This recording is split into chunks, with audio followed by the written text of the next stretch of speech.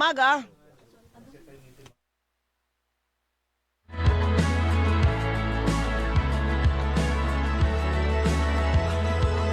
DZMM Balita Ngayon.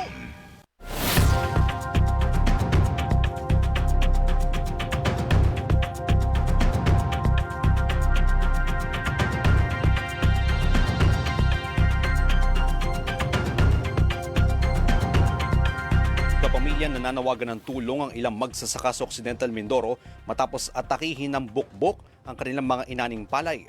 Sinabi ni Bantay Oxy President Gemma Tabian na kaani lang ng mga palay noong Setyembre pero hindi na naibebenta dahil sa pag-atake na naturang insekto. Hiniling naman ni Tabian sa National Food Authority na bilhin na ang kanilang mga palay dahil ang ahensya anya ang may alam kung paano papatayin ang insekto. Hindi pa po namin maibenta, gawa nga po ng scheduling. Nare-reject naman ngayon, gawa ng may bukbok na. Yan yung iba ibinibilad. Doble gastos po. Yun yung iba pinasalang sa dryer. Doble pasakit na naman sa magsasaka. Kaya po napipilitan na lang kami na ibenta na lang muna sa mababa na namang presyo. Sa ibang balita, sugatan ng babaeng pasahero matapos sumalpok ang sinasakang SUV sa gate ng UST Hospital sa Maynila. Sinasabing tumilapon sa windshield mula sa likurang upuan ng biktima. Nakuna naman sa CCTV ang mabilis na takbo ng SUV habang paliko sa Dapitan Street galing Lacson Avenue pero gate umano ng SUV driver may tumawid sa kalsada kaya sila na-aksidente. Hawak na ng pulisya ang umunoy lasing na driver habang patuloy ang investigasyon sa insidente. At yan ang mga balita. Basta't may nangyari, nakareport agad sa DZMM at sa aming Facebook at YouTube channel. Ako po si Lee Seril. DZMM Balita Ngayon.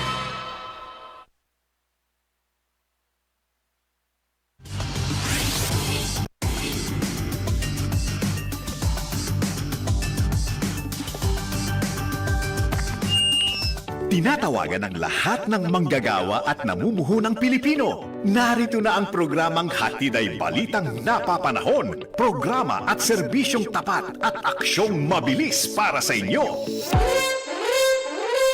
Aksyon Dole sa DZMM. Manggagawa ka man o namumuhunan, bida ka dito! Bida ka dito! Sa pangunguna ng Department of Labor and Employment, sama-sama nating abutin ang marangal at maunlad na bagong Pilipinas. Aksyon Dole sa DZMM! Kasama ang mutya ng masa Doris Bigornia at Dole Assistant Secretary Leng Serrano. Aksyon Dole! Aksyon Dole sa DZMM!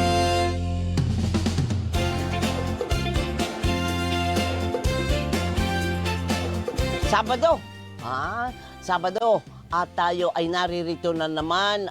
Ase Kleng, good morning sa iyo. Isang maunlad na umaga mga kapamilya at kaserbisyo. Ito ang programang para sa bawat Pilipino. Maghahatid ng balita, aksyon at serbisyo sa inyo. Ako po si Doris Bigornia. Magandang umaga. Magandang umaga partner. Magandang umaga po sa mga nakikinig at nanonood sa atin. Andito na naman ho tayo dahil Sabado na naman. Ako naman po si Leng Serrano mula sa Department of Labor and Employment.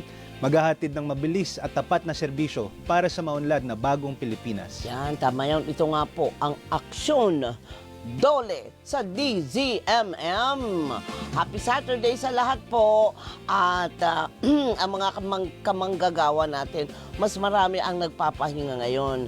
Kaya meron po kayo time na makipag-participate dito sa amin. Kasi para sa inyo po itong programa na to, inutusan ko lang po si Asek Leng. Asek, sabi ko nga, pupunta ka nga dito, magpaliwanag ka ng mga bagay-bagay na concern ng ating mga manggagawa. At napakabait naman po. Sumunod sa akin.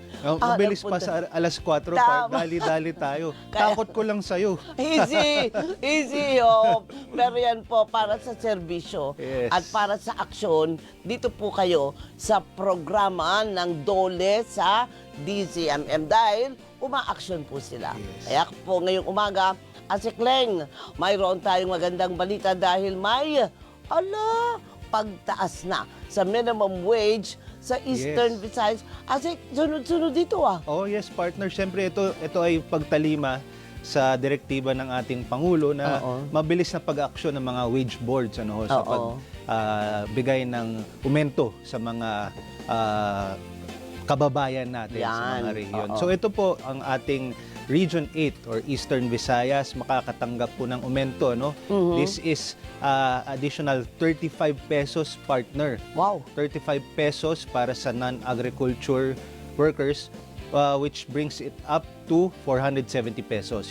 From 435 ho yan. So, karagdagang 35 pesos. Pati rin ho sa agriculture. At saka sa, yes, of course, partner, sama-sama lahat. 35 pesos rin po yan.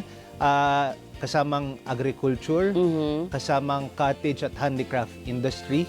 So it brings it up to 440 pesos. So 470 pesos at 435 pesos ang bagong pasyon. Pero una na kita, partner, naiisip ko na itatanong mo, paano naman ating mga domestic workers? Yan. Siyempre meron din. Also sa Region 8, meron pong karagdagan na 400 pesos ang ating mga domestic workers dyan ho sa chartered cities and first class municipalities. Teka lang, ano po yung mga probinsya sa Region 8? Sino yung makakakuha ng biyayang yan? Sa whole region ho yan. Ang classification naman ho nito, mga sa city. So meron tayong mga chartered cities, pati mga municipalities. So doon sa ating chartered cities at first class municipalities, magiging 6,400 pesos na ho ang pasahod para sa mga domestic workers. Tapos doon naman doon sa mga ibang other municipalities, may karagdagang 300 pesos naman, partner, which brings it up to 5,800 pesos. Ayan, kailan ang effectivity? December 8 yan, partner. So, malapit na. Malapit na. So, kita nyo naman sa programang ito, unang bugso pa lang ay mayroon ng good news. Yes. Yan ay talagang parang break na rin doon sa 5 araw natin nagtrabaho, kayod tayo ng kayod. Ito, mayroon namang bawi. Yes. Mayroon namang, kumbaga, sukli. Dapat good news na, partner, ang pinapamahagi natin. Siyempre, pagod na ating mga kasamahang manggagawa. Ito, relax na ho. Habang nagkakape ho kayo, pwede ho kayo makinig sa atin. Correct.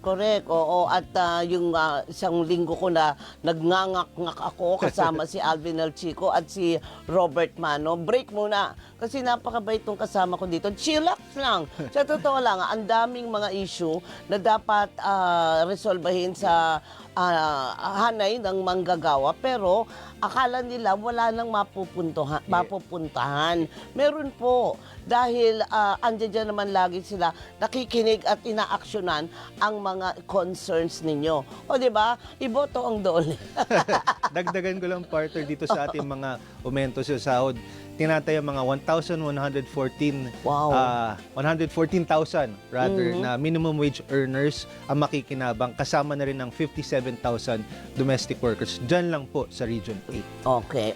So yung ibang rehiyon, medyo tambay lang kayo. Yes. Tambay dahil darating din sa inyo yan. Yes, may mga nauna na at mayroong mga kasalukuyang, syempre, inaaral na, partner, ang ano.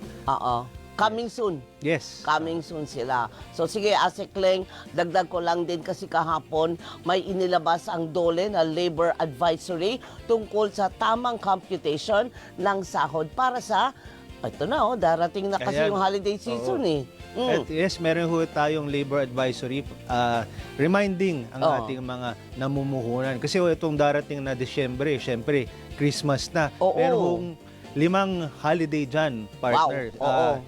December 8, 24 and 31, which are special non-working holidays. Sa regular holidays naman, syempre Christmas at saka Rizal Day, December 30. Rizal Day, segue to New Year. Yes. Ayan, partner. Of course, nandiyan ang ating Labor Advisory 17 series of 2025. Pero habang nandito tayo, siguro ma-discuss ko lang konti. Ito po sa ating special non-working holidays, December 8, 24 and 31. Ang reminder lang ho dyan, kapag po hindi pumasok ang empleyado, nandun po tayo sa prinsipyong no work, no pay.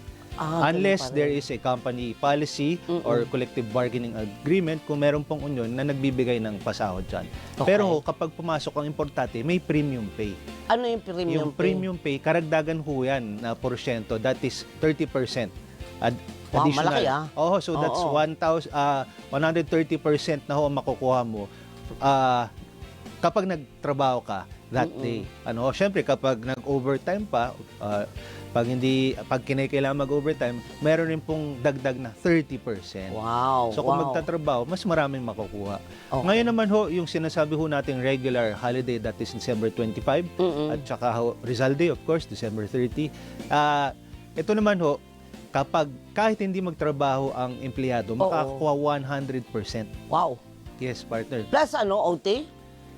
Ito, hindi pa nagtatrabaho, may 100% na. Okay. Ngayon, kapag nagtrabaho, di 200% ang makukuha, syempre. Tapos kapag mag-overtime, meron niya 30%, yun po yung premium pay, parang ho sa special non-working holiday. Okay. Ayan ho. So, Pero, go ahead. ay, reminder lang ho sa ating mga namumuhunan kapag po, under the circumstances, yan po ang ating guidelines. Okay. Pero ano ba yan? Taxable? Yes, kasama ho, yes, kasama yun sa sa makukuha ng empleyado. Correct. Oo. Sa mga kumpanya ba, sabihin ko sana, Doc, kasi andyan si Doc Ted Herbosa kanina.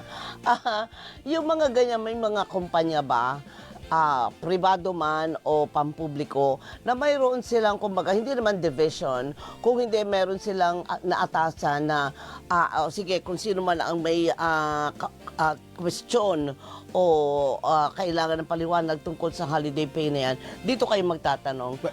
Meron ganon? Yes, yun po yung ating sinusulong, actually, yung tinatawag natin dyan, yung Labor Management Cooperation. Yung... Para ho, dito pa lang sa ating plant level o sa company, meron na hong ganyan discussion.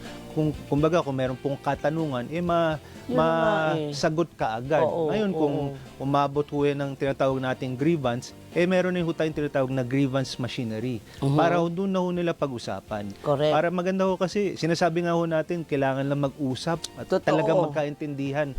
Para ho hindi na ho dalhin sa gobyerno, sa amin, para hindi na ho kailangan ng intervention. Tama. Pero syempre, ang ating pong mga pintuan ay bukas kapag may gustong makakuha ng kasagutan. Syempre, nandyan naman ho tayo. But ang ating pong sinusulong, mag-usap ho kayo dyan dahil baka naman konting kibot lang yan at magkaintindihan. Sayang naman ho. Diba? Tama. At saka, kaya magkikinig po kayo dun sa opisyal ng inyong kumpanya or ng government agency. Huwag po tayo magmaritesan. Yung iba dyan ay nagmamarunong pa, nagbibida-bida. Hindi naman po yan opisyal. Kaya dapat lalapit tayo dun sa opisyal. Huwag tayong makikinig kung kani-kanino at kung may nagbibida-bida, naku, wapakels po tayo sa mga nagbibida-bida. Ay, sorry. Medyo meron lang akong hugot ng konti sa mga nagbibida-bida. Tayo po ay napapakinggan sa DZMM Radio Patrol sa East 30, FMR Regional Stations at sa bayang napapanood nationwide sa DZMM Teleradyo Cable Channel. Available din po kami sa free-to-air digital TV sa Channel 31, PRTV Prime Media. Napapanood din tayo sa buong mundo lang naman sa pamamagitan ng The Filipino Channel o ang TFC at sa iWant. Maaari kayong mag-comment sa ating live stream sa Facebook at YouTube pages ng Department of Labor and Employment, DZMM Radio Patrol sa Istrenta at DZMM Teleradyo. Pwede po kayong tumawag sa 8924-4101, local 5671, 5672, 5673 at magpadala ng inyong mga mensahe sa DZMM Teleradyo Viber 0919-278-3000. Babasahin at sasagutin po natin ang mga yan mamaya, partner. Oo. Maganda po ang topic natin ngayong araw. Marami po ang makaka-relate. Unang-una na ako sa mga ganyang klaseng usapin. Kaya medyo masaya ako at nadidiskusyon yan. Kasi nung kapanahunan ko, hindi kapanahunan, akala mo naman mga 100 years na nagtatrabaho. Hindi tabu na pag-usapan yan, di ba? Kasi takot ang empleyado, takot ang employer, pero meron na pong paraan para yan ay matagal na mayroong paraan para maisaayos yan. Ikaw mo nga, Asek, pag-uusap lang talaga. Yun ang pag-uusap is the key. Yes. Sabi nga nila. Yan, totoo, partner. Oo. So, sige. So, maganda na po kayo ng mga katanungan niya. Pero isi-secret ko muna kung ano yung ang ating topic dahil mayroon po tayong mga trabaho. Mga isyu sa trabaho at negosyo, balita sa sahod, benepisyo at pag-unlad ng bawat Pilipino, hatid sa inyo ng Balitrabaho! Balitrabaho! Eto na po, lumahok ang Pilipinas sa Global Coalition for Social Justice Forum sa Doha, Qatar noong ika-4 hanggang ika-6 ng Nobyembre 2025. Kabilang si Labor Undersecretary Warren Miklat sa mga kinatawan ng Pilipinas sa pagtitipon na inorganisa ng United Nations. Layong palakasin ng nasabing event ang mga hakbang para sa makatarungang sahod, disenteng trabaho, check, at proteksyon ng mga manggagawa sa buong mundo. Iginiit ni Undersecretary Miklat ang pagpapahalaga ng Pilipinas sa pagpapaunlad sa kakayahan ng mga manggagawa sa tulong na rin po ng mga bansang miyembro ng International Labor Organization o ILO. Kabilang din sa mga estratehiyang ibinahagi ang pagtataguyod ng DOLE sa minimum wage na naaayon sa pandaigdigang pamantayan, gayon din ang pagpapalawak sa oportunidad para sa disenteng trabaho na angkop sa makabagong klima at ekonomiya. Lubahok din sa dalawa pang roundtable discussion si Undersecretary Miklat kasama ang head ng Philippine delegation na si DSWD Secretary Rex Gatchalian upang isulong ang sustainable development sa sektor ng paggawa. Nakipag-ugnayan sa DOLE ang Agency of Social Insurance and Pension ng pamahalaan ng Tajikistan sa isang pagpupulong noong ika-20 ng Nobyembre upang talakayin ang karanasan ng Pilipinas hinggil sa proteksyon at benepisyo ng mga manggagawa. Tinalakay sa aktibidad ang mga pulisya at programa ng DOLE sa pagpapatupad ng labor standards, gayon din ang mga hakbang para sa pagbibigay ng trabaho sa mga manggagawa, kabilang na ang mga kabataan. Pinag-usapan din sa pulong ang Employees Compensation Program ng kagawaran at ang pakikipagtulungan nito sa Social Security System para matiyak ang mga benepisyo ng mga manggagawa sa pribado at pampublikong sektor. Nagpasalamat naman ang kinatawan ng Tajikistan sa pagbabahagi ng DOLE ng mga pinatutupad na patakaran para sa mga manggagawa na maaaring makatulong sa pagpapaunlad sa sistema ng kanilang bansa. Pinangunahan naman ng DOLE ang pulong sa Private Sector Advisory Council o PSAC. Tama? PSAC. Kung sa, parang ang pangit ko sabihin, PSAC na lang. Sabi ko PSAC. Hindi po. Ulit, take two ako. O PSAC, kung saan tinalakay ang mga inisyatibo sa pagpapaunlad sa kakayahan ng mga manggagawa na makakatulong sa paghahanap at pagpapanatili ng trabaho.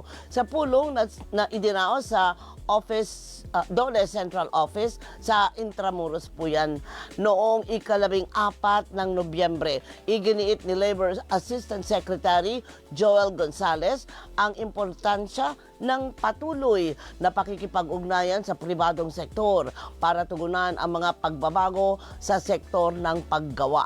Kabilang sa tinalakay ang panukalang amyenda sa patakaran ng Enhanced Senior High School Work Immersion na layong maihanda ang mga kabataan sa pagtatrabaho sa kinakaharap. Pinag-usapan din ang pagpapalawak ng job fair sa iba't ibang panig ng bansa para mas mailapit ang trabaho at oportunidad sa manggagawang Pilipino. Halos 400,000 manggagawang naapektuhan ng mga bagyo at lindol sa bansa ang natulungan ng DOLE sa pamamagitan ng TUPAD program. Ngayong Nobyembre, umabot na sa 843 million pesos na halaga ng sahod ang ipinamahagi sa 160,000 benepisyaryo, kabilang ng halos 70,000 na apektuhan ng Bagyong Tino sa Western Visayas, Central Visayas, Eastern Visayas at Caraga Region. Halos 100,000 manggagawa rin ang natulungan ng TUPAD program matapos manalas ang Super Bagyong Uwan sa mga rehiyon ng Cordillera, Cagayan Valley, Central Luzon, Calabarzon, Bicol at Western Visayas. Bukod dito, natulungan din ng programa ang mahigit 15,000 manggagawa na naapektuhan ng lindol sa Central Visayas, Davao at Caraga Region. Patuloy na nakikipag-ugnayan ang DOLE para matukoy ang iba pang mga manggagawa na naapektuhan ng mga kalamidad, kasama na rin ang pinakahuling bagyo na si Verbena upang maipaabot ang mga programa tulad ng TUPAD. Ay nako, yun pala. Sunod-sunod ang mga aksyon. Yes. Kaya Asikling, mayroon din bang mga indigenous na people sa Zamboanga City na nakatanggap ng assistance sa ilalim ng TUPAD? Kasi napapag-usapan lang natin, Metro Manila, Mega Manila, Greater Manila. Pero paano yung mga nandoon sa malayong lugar, gaya ng Zamboanga? Siyempre kasama naman sila, tama ka dyan partner, na bagyan ng mahigit 5.7 million pesos na emergency employment assistance ang mahigit 1,200 indigenous people sa Zamboanga City. Oo. Pinangunahan ito ni Pangulong Bongbong Marcos. Kahapon lamang, siya mismo nagpunta sa Zamboanga City, partner. Oo. At siya mismo ang, kumbaga, ay pangunahing nagsulong. Siya lang naman ho, partner. Ang presidente lang naman. Kasi sa kanya naman talaga ang pinakadulo. Siya magdedesisyon. Pero maigi yun, nakikita pa ng mga tao, ng mga manggagawa na kaisa natin ang Pangulo sa mga ganyang klaseng, kumbaga, ay pagpapaganda, development sa ating work, environment. Pati diba? partner, makikita na talagang inclusive itong ating programa. Ang ating mga indigenous people na kapatid dyan sa Zamboanga City ang naging benepisyaryo ng ating programa. Tama. So lahat po talaga pwede, basta qualified lang ho. Meron naman tayo tinatawag na guidelines dyan.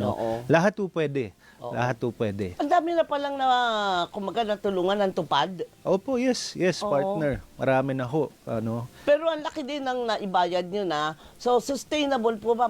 Masustain natin ito? Yes, yan partner. Tsaka, gaya nga ng nasabi natin dati, nagkakaroon na ho ng magandang programa talaga yan para talaga nakakatulong. Ayun. Tulad ho yung ating mga, meron pong tie-ups with DOTR sa Estero program. Kasi ho, ang dami hong mga bagyo, Oo nga. So, tulong ho yun, mga declogging Oo. na mga sa kanal, mga ganyan ho. Something that is impactful, meaningful, ang binibigay natin na trabaho. Alright, oo. Kaya po, wala po tayong dahilan para magdabog.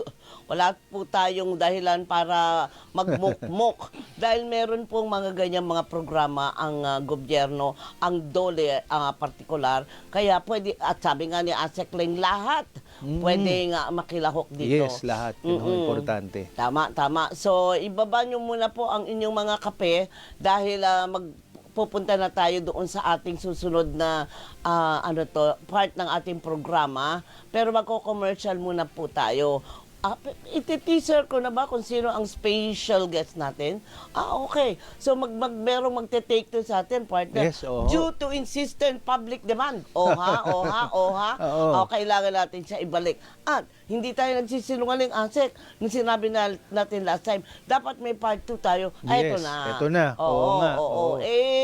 Sundutin mo nga muna ng konti, partner, kung sino ang ating... Sabihin na lang natin kung saan siya galing. Oo. Galing sa National Labor Relations Commission. Ayan, Kaya oo. po para yung mga ating mga nanonood, makapaghanda na ng kanilang mga katanungan. Yan, oo. Yung may mga concern sa kanilang mga employer at yung mga employer din naman para malaman ninyo, hindi Kung ba? ano ba dapat ang gagawin. Oo, Yan.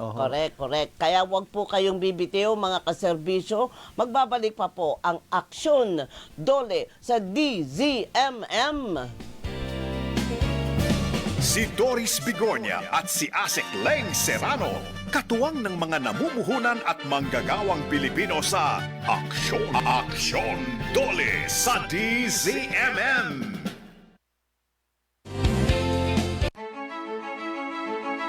Sa loob ng higit 4 na buwan, Ramdam na ramdam namin ang inyong suporta at pagmamahal.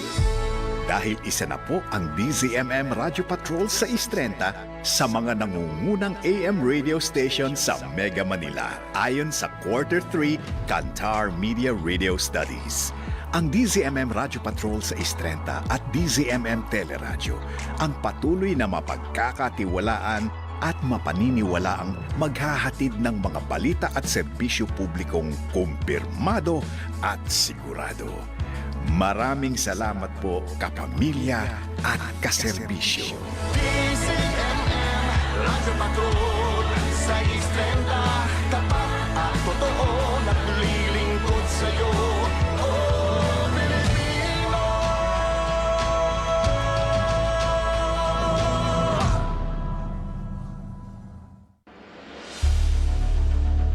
Tuwing umaga, hindi pa nagsisimula ang ating araw. Sila'y gising na at nagbabalita. Sila ang news team ng DZMM.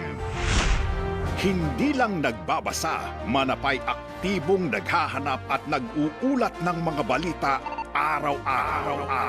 Robert Mano at Steve Raz, Johnson Manabat, Alvin El Chico, Doris Bigornia, mga patrol reporters at newscasters in one. Kaya ang inyong maririnig na mga balita ay laging kumpirmado, sigurado. The Morning News Team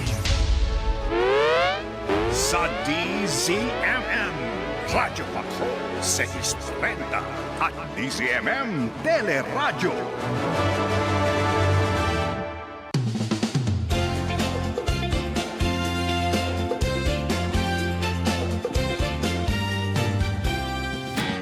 Serbisyo, impormasyon at tamang aksyon mula sa Department of Labor and Employment. Lahat ng yan ating alamin sa Tatak Dole. Tatak Dole sa DZMM.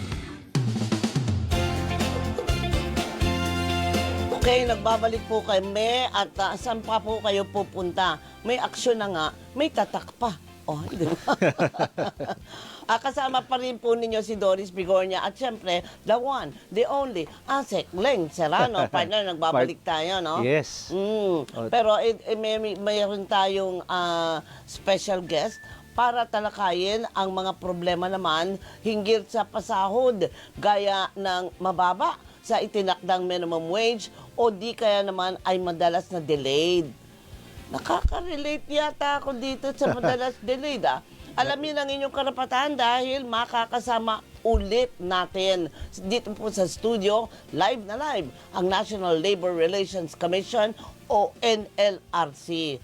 Kaya partner, i-welcome back natin ito. Sige. Yes, welcome back. Ang nagbabalik si Commissioner Hernan Nicdao. Good morning, Com. Welcome back. Good morning. Good morning po, Ma'am Doris, Asek Leng, in behalf of our Secretary, Sec Benny Laguesma ng DOLE at ang aming Chairwoman Grace Manikistan, ang aming mga Commissioners and Labor Arbiters.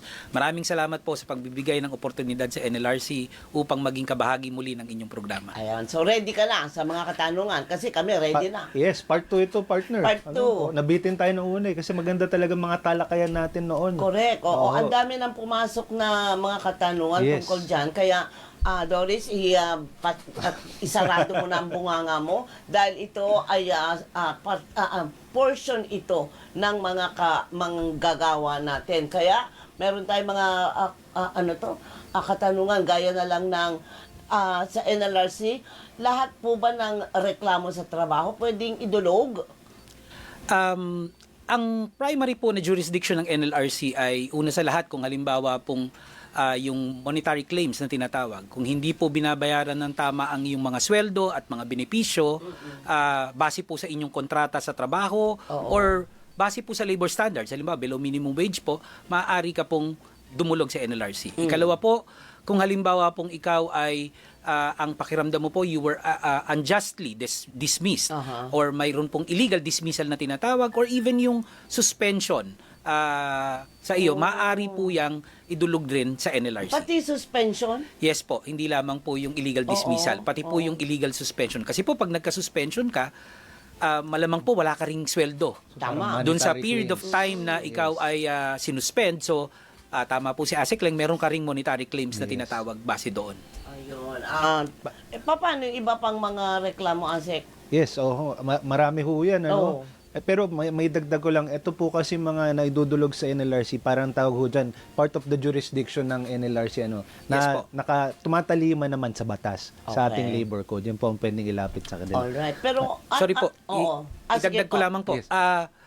Yun rin pong mga reklamo ng ating mga OFWs, maaari po. So hindi lamang po mga manggagawa na base rito sa ating bansa, kundi pati po ang ating mga OFWs. Ganun din po. Kanilang mga monetary claims at illegal dismissal cases, maaari rin pong isampa sa NLRC. Pero ang mga employer nila ay mga foreigners. Paano yun? Usually po, dahil po meron yung tripartite na relationship na tinatawag, maaari pong, at meron pong parang tinatawag na solidary liability. Ibig sabihin po, sila rin po ay magiging liable kasama ng mga employers abroad. Maaari pong sampahan ang mga manpower placement agency Manning na agencies. or manning agency sa mga ating seafarers, sa mga na sila ang nagpaalis sa ating mga seafarers o OFWs papuntang abroad. So, look out nila yun Yes, talaga. yes, Oo. partner. Yun ang lalapitan. Oo. Pero ang mahalaga, meron palang malalapitan. Yes. Okay, okay. So local or foreign employment, yan, pwede ho yan sa NLRC. Oo. So, yaman din lamang na andi dito ka, Sekling, ikaw magtanong, nasusunod na Yeah, tanong. ano ba ang gagawin kapag pinilit ako mag-resign o mag-withdraw ng reklamo sa NLRC.com? Dalawa po yung tanong, no? Yung dun po rin sa pagpipilit mag-resign, bawal po yun. Kung halimbawa ikaw po ay regular na empleyado, kailangan mayroon pong dalawang bagay para ikaw ay mapaalis sa kumpanya. Una, dapat yung mayroon tinatawag na just causes. Ito po yung mga kasalanan na ginawa mo. Halimbawa, meron ka pong serious misconduct or willful disobedience, commission ng krimen sa person ng iyong may-ari ng kumpanya, or merong fraud, or merong habitual and gross neglect of duty. Yun po, maaari kang tanggalin sa trabaho. Kung halimbawa rin naman pong meron yung tinatawag na authorized causes, halimbawa po, nagkaroon ng retrenchment. Ibig sabihin, nalulugi ang kumpanya at kailangan magbawas ng kumpanya to keep the company afloat, maaari ka pong tanggalin. Nagkaroon po ng redundancy, naging superfluous ang iyong position, maaari ka rin pong tanggalin. Kung ikaw ay retirable na, or ikaw ay nagkaroon ng disease na hindi ka na maaaring makapagtrabaho pa, maaari ka rin pong tanggalin. Pero otherwise, hindi ka po pwedeng pilitin na mag-resign. Ayan. Yung ikalawang pong party ng tanong ay yung tungkol sa pag-withdraw ng reklamo sa NLRC. Ayan, oo. Maaari naman pong mag-withdraw. Pero usually po, pag ikaw, as soon as nagsampa ka na ng reklamo po sa NLRC, magkakaroon po ng mediation conference na tinatawag. At kung halimbawa pong kayo ay nagkasundo, at mas gusto po namin to, preferred po namin ito, na para po rin sa in the name of industrial peace, para magkaroon ng pagkakasundo sa planta, sa kumpanya, mas gusto po namin na mag-areglo ang mga partido. Kung maayos naman po yung areglo, kung halimbawa ang hinihingi mo, halimbawa monetary claim ay naibigay ng tama, at ikaw ay ibabalik pa rin sa trabaho, then okay lang po na i-withdraw yung complaint at mag-areglo kayo. Yun yung sinasabi natin, partner, na hinayaan natin sila mag-usap. Hanggang sa NLRC, pwede pa rin ho yan. Kasi yun ang sinasabi ho natin, maaari na kayong magka-compromise, magka-settlement. Mas maganda ho yan actually. Para pa talagang, kumbaga nagkabati kayo, nagkaugnayan na kayo, okay na. Oo, so yan. hindi ba iiwasan natin yung pag-waste ng energy? Resources, time, diba? Nila, kasama nila, yes. Oo. Yes, Pero partner. pagka ganyan, nagkasundo, sabi, sige, bumalik ka na dito, withdraw ko na, ganyan. Pero pagbalik, pinag-initan na siya. Paano yun? Ganito po, no? Parang retaliatory action. Yun. Yung retaliatory. Oo. Opo. Ganito po, bukod po rin sa actual na illegal dismissal, meron po sa batas na tinatawag na constructive dismissal. Halimbawa po yung actual, ito po yung po pwedeng dahil nga illegal dismissal, no, sinabi lang na ayoko na makikita yung pagmumukha mo, bawal ka na pumasok, at totoo nga, hindi na pinapasok, Or minsan binigyan pa ng letter na talagang dismissed ka na, 'di ba? Parang ganyan. Yun po actual 'yon. Talagang malinaw na ikaw ay tinanggal sa trabaho. Notice of termination. May notice of termination. okay. Pwedeng yung gwardiya, hindi ka na pinapasok, hindi ka na pinapapasok sa Kinuha kumpanya. yung ID mo. O, kinuha yung ID mo, so hindi ka na makakapasok. So yun po, actual na termination yun. Pero meron po yung tinatawag na constructive dismissal. Ito po yung masyado ka na pag-initan. Yan. Halimbawa po, nagkaroon pa ng demotion. Ibig sabihin, halimbawa po, manager ka. Oo. Pero ang ginawa sa'yo, pinagtrabaho ka nung trabaho ng rank and file. O baka mas masama, hindi ka pinagtatrabaho at Yun all. nga, yun Nakaupo nga. ka lang, nakatalungko ka lang sa isang sulok, nagmumukha kang, tanga sa opisina. So, parang constructive dismissal po yun. Yung ginagawa na po nilang intolerable, yung work atmosphere, na parang ang gusto mo mapuwersa ka na mag-resign. Di ba? Parang ganon. Nagkakaroon po ng discrimination laban sa'yo. Then, kung talaga pong grabe yung mga circumstances at mapapatunayan mo naman yon, then maaari ka na rin pong magsampa sa amin ng constructive or illegal dismissal rin po yun. Illegal dismissal pa rin, yes. Pero paano mo ano yung konkreto na kumbaga ebidensya mo na ikaw ay pinag-iinitan o constructive dismissal na nga ang ginagawa sa iyo? Kailangan po medyo matibay yung ebidensya mo doon. Kasi yung ano naman po, yung not all, kumbaga parang yung mga naabala ka lang ng konti ay sasabihin mo constructive na. Hindi po kasi kailangan po talagang mapatunayan mo na napakasama nung ginawa sa'yo. Kasi ito, hindi ka naman, ang magiging katwiran lang ng kumpanya pag nagsampa ka po ng reklamo sa amin, hindi ka naman namin tinatanggal eh. Oo nga. Di ba? Totoo. Tapos ano bang ginawa sa yung masama? Pag halimbawa po, yung tinatawag na transfer, kung halimbawa po na nilipat ka lang from one division Department to or another, division, at talagang napatunayan naman ng kumpanya na talagang reasonable, Kailangan. merong pangangailangan ng kumpanya dahil sobra na kayo rito sa division na to, ililipat kita sa kabilang division, maayos naman. Pero ikaw, hindi komportable ako rito eh. Ayokong umalis dito, gusto ko dito, nandito mga kaibigan ko. Hindi naman po pwedeng abala lamang ng konti ay sasabihin mo na pag-initan ka na. So, ganun po yun. Kumbaga, kasama yun, sa Management prerogative na tinatawag. Yun ang may tawagin ganyan din. sinasabi, prerogative. Opo. Actually, kasama rin po yun. Alam ba, pagdidisiplina, talagang may ginawa kang kasalanan. Tapos, nag-issue naman po ng notice to explain sa'yo ng maayos. At pinagpapaliwanag ka na dapat ka ba namin parusahan o hindi dahil may ginawa kang kasalanan, violation ng company policy. Pero ikaw, hindi, pinag-iinitan nyo lang ako. Yun na nga. So ito, constructive dismissal ito. Hindi po magiging kung mayroon pong basihan naman ng management, dahil kasi yung pagdidisiplina sa mga empleyado ay part po yun sa tinatawag na management prerogative. So, i-issuean ka ng show cause order. Yes, yun. Kasama po yun. Kasama siguro, partner, may highlight natin na this is part of due process. Yun. May due process kahit sa kasi kumpanya talaga. dapat. Pareho, both sides. May Yes, due both process sides. sa employer at sa employee. Yes, partner. Ididikit ko sa nauna na sabi ni Com kanina yung mga serious misconduct, yung mga dahilan kung kailan pwedeng magtanggal ang employer, ano ba ang proseso dapat dito? Nabanggit niyo na ho kanina, yung notice to explain, dapat ano ba ang proseso niyan, Com? Ganito po 'yan, no? Hindi lamang po porke merong dahilan para tanggalin ka, tama po si Asek Leng, ay basta-basta ka na lang pwedeng tanggalin. Yun pong tinatawag na procedural due process. Kailangan pong ang kumpanya ay sumunod. Ganun pa pala. Yes po. Pero ano lang po yun, minimum po ang tawag namin doon ay 2 notice rule. Yan. Ang ibig sabihin po, yung first notice ay yung notice to explain. Yun nga po, yung show cause. Ganun po. So, ibig sabihin na mayroon ka pong ginawang masama na maaari kang ma-penalize. Hindi naman automatic na ma-terminate. Po pwedeng ang suspension, pwedeng warning lamang, di ba parang ganyan.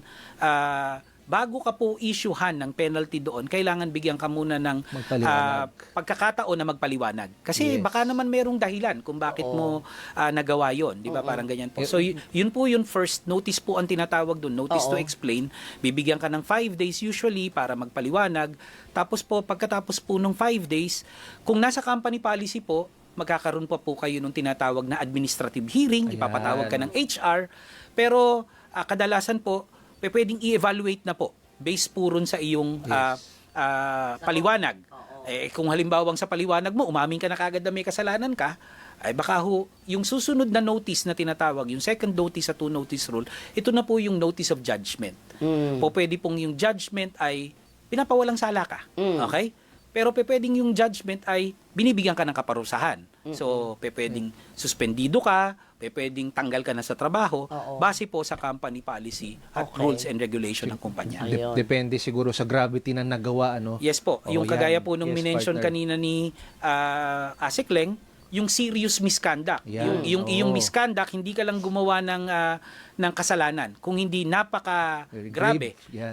masama yung iyong ginawang kasalanan, yun termination na po yun. Kasi Example. halimbawa po, nanuntok ka ng iyong kasama sa trabaho, serious na po yun. Oo. Ako po, nung nagpa-practice pa po ako, meron pong isa kong kumpanya na ang kanilang negosyo ay paper manufacturing. So marami pong nakasulat dun sa kanilang kumpanya na no smoking. So kasi delikado baka magkasunog. Yes, And nakasulat po rin sa paikot ng kumpanya, no smoking penalty termination. Talagang parang prior notice. Meron, Minsan iisipin mo, pag nanigarilyo ka, lit na bagay lang naman, nanigarilyo lang naman ako. Kaso, paano factory ng papel. Oo. Kung factory ng gasolina Naku or po. factory ng gulong, 'di ba, ng rubber. Yun po pwedeng yun ay serious misconduct na po sa ganung klaseng setup. So, ganun Depende po yun. rin sa establishment, depende rin siguro sa kanilang company policy, ano? Yes po. Oo. Yan. Kumbaga bawal ang pasaway. Oo. Kasi alam mo na nga na may polisiya lalo na kung meron kayong code of conduct. Yan. Yes po. dapat yun na nasusunod. Yes, At pag ikaw ay sumobra or nag-violate, expectin mo na may consequences yung paggawa mo ng violation. Partner, yan. Oo. Ito mga Sorry, madagdagan ko na rin po, no? Halimbawa, may isa pa po kasi yung gross and habitual neglect of Ayan, duty. oo. Ano yun? Halimbawa po, minsan iniisip mo parang mababaw lang. Halimbawa, lagi kang 3 minutes late, 4 minutes late. Paano naman kung halimbawang sa loob ng 6 na buwan, Paulit-ulit. tipong kalahati ng buwan, lagi kang late ng ganon. Ano na po yun? Habitual na po yun. Sa totality ng infraction mo, maaari ka na rin pong maparusahan ng termination doon. Di ba? Okay. Kasi Pero, paulit-ulit po di ba? paulit-ulit. Parang yun, pasaway na po talaga yung tao na ganon. Pero yung kagaya ng iba, yung ganyang klaseng kasalanan, mag-a-apply ba sa iyo yung, teka lang, ito muna ang first offense, second offense, hanggang sa, kumbaga nga, Depende po sa company policy. Pwede po yun. Yung pong, halimbawa, mababaw lang kasi na offense, o pwedeng yung una, reprimand lang. O ibig sabihin, Yes. parang warning lang. Yun, Di ba? Parang ganyan. reprimand. Susunod. Suspension. Ano na? 1-day suspension. Yan. Susunod, 3-day suspension. Dahil nga pa ulit-ulit, baka pagdating ng dulo, nakatapos ka na ng 3-month suspension, susunod termination na. graduate ka Meron na. rin kasi yung Graduate ka na. Meron rin Tama kasi po yung yun. totality of infractions doctrine, ano? Yes po, Yan, yes kung po. titingnan, ang damin mo nang ginawa, para hindi natututo. Yan, siguro. So, iniipon na rin yan, titignan. mga ganyan. Yes po. Yan Sige, ako lang Ase. partner, ito hong mga nabanggit ay mga kagagawa ng manggagawa o empleyado kung bakit siya pwede matanggal. Meron din ho kasi tayong tinatawag na authorized causes na hindi naman nila kasalanan. Pero due to the exigency of the business siguro, yan po ang maaari sila matanggal. Kung maaari nyo mang mabanggit itong mga authorized causes. na Yes po, tinatawag natin. tama po si Asik Leng. Meron po ng, minsan, maayos ka naman na empleyado. Kaya lang talagang yung circumstances naman ng kumpanya ang nagdidikta na maaari ka pa rin matanggal. Halimbawa po yung tinatawag na retrenchment. Sa retrenchment po, halimbawa nalulugi po ang kumpanya. At gusto ng may-ari na to keep the company afloat. Kumbaga, at kailangan niyang magbawas ng gastusin. At ang unang babawas niyang gastusin ay magbawas ng mga empleyado. Tama. So may mariretain pa rin pero meron pong mga matatanggal. In such a case po, maaari pong tanggalin ng mga empleyado pero meron pong mga standards. Number 1, kailangan po talagang merong pruweba, meron namang proof na talagang nalulugi ang kumpanya or malulugi ang kumpanya. Kagaya po nung panahon ng pandemic. Correct. Marami pong mga, of course, yung mga restaurants po noon, nagbawas ng mga empleyado dahil talagang ang anticipated po na talagang Lahat hindi tinamaan. sila. Lahat po tinamaan. Tama po yun. Tapos meron po yung tinatawag na fair and reasonable criteria naman. Yan. Halimbawa, May standards. may standards po. Halimbawa po, yung between 2 employees na tatanggalin, usually yung pong rule ay yung pong tinatawag na LIFO Yun po, yung last in, first Seniority. out. So, seniority. Last So, in, last out. last in, first out. First out. So, yun may- pong mga mas batang empleyado, yun ang mga usual na natatanggal. Unang natatanggal. So, nare-retain po yung mas senior. Ganun po yung mga ano. Pero of course, yung mga maraming violations, baka pwedeng yun na rin po, matatanggal na rin pong mauuna yung mga ganun. Pero, ang isa pa pong rule dyan is that kailangan po mabayaran ng separation pay yung Ayan. empleyado. Nako. Ito po ay half month for every year of service na separation meron pay. naman. Opo, Oo, opo. meron Para po naman. siyang naritiro pero mas maliit yung matatanggap niya dahil nalulugi ang kumpanya, half month for every year of service lamang. For retrenchment yan. Retrenchment po yan. Sa redundancy, Sa redundancy naman po, yun po yung tinatawag, yung sinabi ko rin kanina na superfluous na yung position mo. Pwede rin po yung tinatawag na installation of labor saving Yan. device. Yung factory, dating 4 po tayo na gumagawa ron sa isang linya, pero dahil nag-modernize na yung kumpanya, isa na lang ang magiging worker. So, again, meron po yung mga standards na tinatawag. So, ako yung pinakamatanda sa kumpanya, ako ang mariretain. Ako ang pinakaayos magtrabaho, ako Pero this time po, ang matatanggap nyo po na separation pay na matatanggal ay 1 month for every year of Yan. service. Kasi 1 dito po, month. nakakatipid ang kumpanya. Hindi naman po siya nalulugi. So, ayun ang talagang parang na-retire po ang empleyado. Siguro parte ang importante dito is merong batayan. Kung Meron. sino ba ang pipiliin at sino ba ang matatanggal. Oo, hindi hindi lang lang- yung basta-basta na, ikaw na lang, ikaw na ano. Oo. Ito, ayaw kita, ikaw na. Oo. Hindi dapat ganun. Yun yung sinasabi na fair, Kahit po reasonable merong- standards. Kahit po merong dahilan, retrenchment man or redundancy, talagang merong dahilan. May dahilan. Pero hindi basta-basta magtuturo kung sino ang dapat matanggal. Oo, hindi po pwede na, hindi ko gusto ang gupit mo ngayon, kaya ikaw. Hindi pwede po yun, hindi pwede yun. So, Asek, meron na pong mga pumasok na mga Sige, marami ho tanong, kaya katanungan. diretso na ho tayo sa mga katanungan. Yan. Mula sa ating mga netizens, mula kay Aljon Calagos, Suganov, pwede po ba ireklamo ang aming agency? Simula po nang magsimula ako ng Hulyo hanggang ngayon, wala pa rin hulog ang mga contribution ko sa SSS, Philet at Pag-ibig. Lagi po ang dahilan nila ay naghihintay pa daw sila ng koleksyon. Pero updated naman po sila kapag kaltasan. So, nauna ang kaltas. Yan ko. Ang SSS Pag-ibig at PhilHealth po, wala po sa jurisdiction ng NLRC pero meron po kaming tinatawag na referral. So pag halimbawa po nagsampa ng reklamo sa amin, kaagad po naming nire-refer yan sa agency na ito. Kasi nga po tama po yan, no? Halimbawa kagaya po sa SSS, ano po yan? It's a criminal offense. Parang estafa po yan. Kung pagka halimbawa hindi po na nag-remit. hindi nire-remit, yun pong yung hulog na kinakaltas sa mga empleyado. Kinaltas mo na, hindi mo hinulog. Partner, ang mic mo. Sige. Kapag kinaltas na, tapos hindi mo hinulog, naku, yan, criminal yan sa parang estafa yan sa SSS, Oo, partner. pero kung natatakot yung empleyado na i-report na hindi naman nila ako nire-remit, hindi ako nababayaran. Maaari po yung, meron pong tinatawag na, hindi na po sa NLRC yan, meron pong tinatawag na inspection powers ang ating Secretary of Labor. Okay. So kahit po yan ay, ano bang tawag dito, anonymous na complaint. Pwede. Maaari pong mag-inspection ang mga labor inspectors ng DOLE at pag nakita po na merong ganyang ginagawa, maaari pong ipakorek ng DOLE yun or otherwise mape-penalize po yun. Kasama ho yan actually sa tinitingnan kapag meron po tayong inspection. Ano, Pasok whether yan. routinary o yan, kunwari may anonymous complaint, complete, ayan, priority na ho kaagad yan. Titignan na ho yan ng kagawaran. Oo, kaya umayos kayo. Yes. Mula kay Oz Maldita. Naks, ang ganda ng pangalan. Magandang araw po sa atin. May nais po sana akong ikonsulta. Pwede naman, regarding po ba maging Magna Carta na 9710, yung employer ko po, 14 days lang ang ina-approve sa akin instead of 60 days.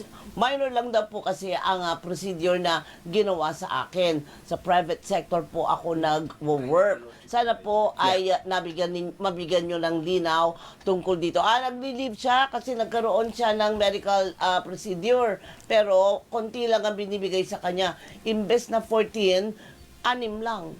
Hindi, ganito po. Ang sabi niya po, 14 lang ang binigay, imbes na 60. Okay. 60, oo.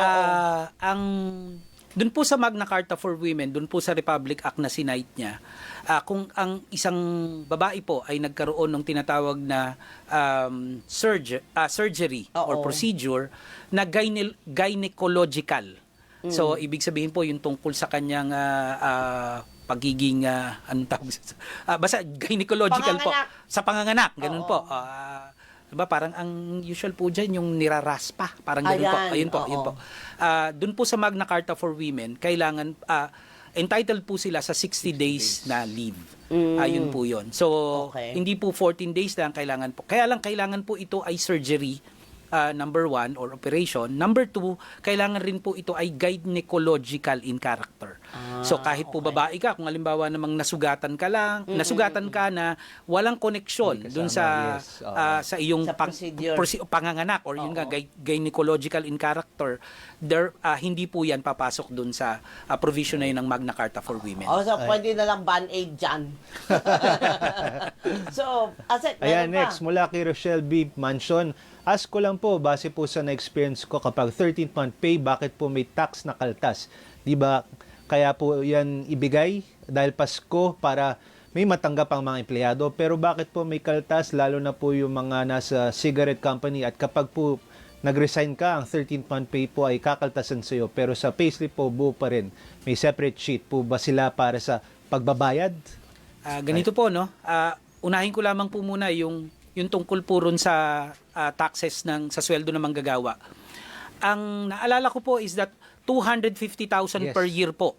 Ang sweldo, ang threshold na tinatawag na tax-free ang sweldo ng mga manggagawa. So, on a monthly basis po, that's around mga 20,833 pesos. So, kung nandun lamang po yung sweldo mo, tax-free ka. Walang kaltas ang BIR sa sweldo mo. Meron po yung dagdag na 90,000 na ang tawag po ron de minimi or de minimis. Yun po yung spelling nun. Ito po yung para sa lahat ng iyong mga benepisyo. Kasama po yung bonuses, 13th month pay, allowances, etc. etc. So kung halimbawa pong pumasok na siya ron pasok pa siya sa 90,000, hindi po yun dapat i-tax. Pero po kung halimbawang lagpas na po, and then taxable na po yun kahit 13th month pay po siya. So, mula naman kay Sharon, isa lang po akong ordinaryong empleyado. Utility po ako doon. At mahigit isang taon na daw siya doon sa trabaho. Sa mahigit isang taon ko po sa kumpanya, huli ko ng kontrata ay bilang probationary employee. At dapat po ngayong November 11, na-regularize na daw siya. Hindi raw siya na regular. Biglaan po akong pinag-early endo effective October 15. Agad-agad. Ngayon po, nagki-clearance na daw siya. Tama po bang ginawa sa kanya? Ganito po, no? Mukhang marami pong violation dun sa ginawa na yon.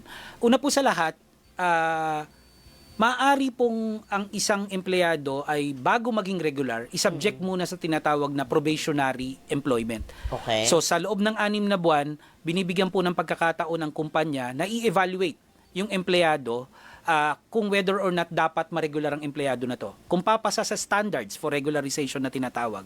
Kailangan lamang po na number 1, nakasulat sa kontrata niya na siya ay probationary employment at nakasulat po kung ano yung standards na kailangan niyang i-hurdle para ma-regular. Okay. Pero 6 na buwan lamang po yun. So pag umabot po ng 6 months and 1 day, automatic regular ka na. Dapat. Okay. So ngayon po, ang sabi niya po rito is that may isang taon na siya. Saka pa lamang siya ginawang proby, ay bawal na po yun. So, kung lumagpas na po siya ng 6 months and 1 day, automatic dapat regular na po siya. Yun pong endo, bawal po sa batas yun. Yung endo-endo na tinatawag, yan po yung talagang kinamumuhian naming mga labor leader. Nung ako po ay labor leader pa. Kasi ito po yung basta ikot ka lang ng ikot. 555 nga yung tawag nila. After 5 months, i-renew ka na naman. 5 months, i-renew ka. 5 months, i-renew ka. So, bawal po yun. So, pero meron naman pong mga tinatawag na project employees. Kung halimbawa pong talagang meron namang halimbawa po sa mga construction companies. Coterminous ka rin sa project na ginagawa. So, halimbawa, construction company po ako, meron akong kontrata sa inyo na ako ay gagawa ng building din nyo. Kahit po lumagpas ng 6 months yung trabaho, pero coterminous po yung trabahador dun sa project na yon, halimbawa 2 years po natapos yung Natapos na. building, lugi naman ako kung halimbawa ikikip ko pa yung empleyado. So ano na, hindi legal yung gagawin ko pag coterminus ka. Yes po. O sige. Project. Pero ito Asek, dapat ikaw yata. Dapat, mag- ayan, ito. from galing kay Ira Ortiz, dapat po ba makatanggap ng 13th month pay ang contractual or part-time employee? Ganito po, no? Una po sa lahat, yung 13th month pay, mandatory po na benepisyo yan. Okay. So, No kahit distinction yan. wala pong distinction yan, whether regular ka, part-time ka, etc., kailangan mo po matanggap ang 13th month. Ibibigay po yan bago mag-December 24 ng taon. Kung halimbawa po na ikaw ay hindi nakatapos ng isang buong taon, meron ka pong tinatawag na prorated na 13th month pay. Prorated, So oo. halimbawa, 6 na buwan ka lang nagtrabaho or part-time ka, pag binilang mo yung dami ng araw ng trabaho mo, ipoprorate mo lang dun sa 13th month pay mo. Okay. Kung ang suma mo po ay 6 na buwan, 6/12 yung iyong 13th month pay na makukuha. Kukwentahin yan. Yes So po. malaking kwentahan. 1/12 of the basic salary yan, partner. oo, Basta oo. nakapagtrabaho ka ng 1 month, entitled ka na ho dyan. Incidentally, meron po tayong Labor Advisory 16, kaka-issue lang po. Yan, pwede po tignan yan ng ating mga Oo. namumuhunan. At to guide them kung paano ba bayad dyan. Correct. So ilabas niyo po ang inyong mga calculator at inyong mga abacus dahil matinding calculation po yan. Mula naman po kay Ellen Flores, gaano po katagal bago maglabas ng ruling ang NLRC sa kaso namin actually nag-release na ang NLRC ng ruling na mali ang employee, kaso nag-appeal, kaya hinihintay na lang ulit namin ang ruling ng NLRC on this appeal. Yes. May appeal Sa NLRC po, meron po kaming tinatawag na process cycle time. Sa level po ng, una po sa lahat, isasampa yung kaso sa labor arbiter po, no? Oo. So sa labor arbiter, kailangan po within 9 months, mailabas po yung decision. At more than 90% naman po ang compliance ng ating mga labor arbiter dyan. Mga 95 nga po yata. So karamihan po, pasok dun sa 9 months. Okay. Pag halimbawa na pong umakyat na po sa amin, sa level ng komisyon, meron po kaming 6 months para ilabas ang aming desisyon. And again, almost 100% po ang aming compliance dyan. So, hindi po lumalagpas ng 6 na buwan, ilalabas po namin yung ruling dyan. So maghintay-hintay lang ng konti, partner. Okay. Habang inaaral po ang kanilang mga kaso. Oo. May next Meron kang ipapahabol. Yes, mula kay Julius Bangalando. Happy Sabado, beautiful Ma'am Doris at handsome Sir. Aba, Nox. dami kong natututunan sa guest nyo po. Parang nangyari na ngayon ito sa pinapasukan ko. Ngayon ang paglilipat sa amin sa ibang branch. Salamat po listening from Camarin North, Caloocan City. Taga-kang kaluyan, mga Yes. aking mga kasamahan dito. Bro Migs Daily, napakahaba naman ito. Oo, kaya next, ipapasa ko na lang kay Asek at saka kay Com. Babay na tayo? Bakit ganun? Ang Ang bilis-bilis bilis. naman. Oo. Sabi ko sa inyo kanina, kulang pa rin ang 1 oras natin. Kaya magpa-part 3 tayo. Hindi pwedeng hindi. Kasi ang dami nating hindi natalakay. Ang dami nating questions At marami pang tanong. Oo Marami nga. pang tanong eh. Huwag po kayong magalit sa amin. Huwag niyo po kami pagdamugan. Gusto man namin basahin lahat yan. Kulang sa panahon. Pero babalik at babalik Yes. si Commissioner dito. Inuutusan natin. Ay, sana ay tumalima. So maraming salamat po, Commissioner Hernan Nicdao. Thank you, Com. Maraming salamat din po sa inyo. Siya po ang boss chief ng NLRC, National Labor Relations Commission. At yan na po nagtatapos sa kasamang palad ang ating makabuluhan at sobrang interesting na discussion ngayong umaga sa aksyon dole sa DZMM, mga balita, aksyon at serbisyo para sa bawat Pilipino. Sa inyong iba pa hong mga katanungan, tumawag po kayo sa Dole Hotline 1349 o mag-message sa Hotline 1349 at dole.gov.ph or Dole Facebook Messenger. Inimbitahan na namin kayo na i-follow ang aming social media accounts na makikita sa inyong screen para lagi po kayo updated sa mga programa ng Dole. Tuloy-tuloy lang po ang ating pagtutulungan para sa isang matapat at maunlad na bagong Pilipinas. Maraming salamat po sa inyong mga tumutok ngayong umaga. Yan. Thank you, Red. Gentlemen, maraming salamat po sa inyo. Bye-bye. See you next Saturday. Next Saturday ulit. Panay ang tingin ni Asek sa Doris Bigornia, Asek Leng Serrano.